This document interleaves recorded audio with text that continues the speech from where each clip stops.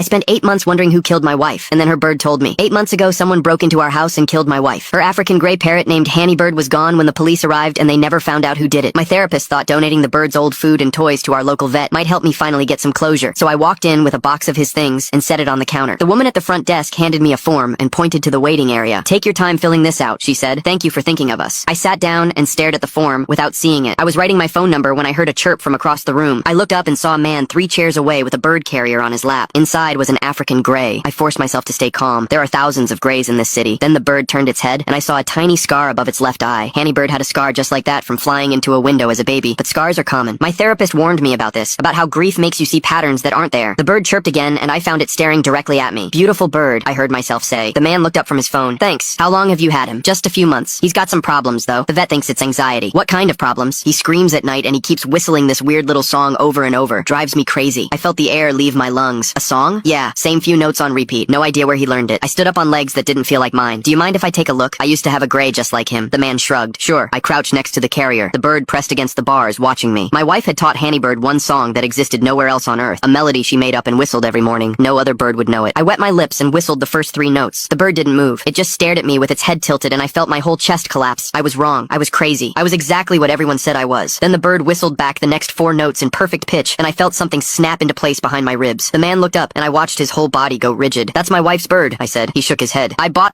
Take a screenshot and scan the QR code, search for the code on TikTok, and watch the second part for free.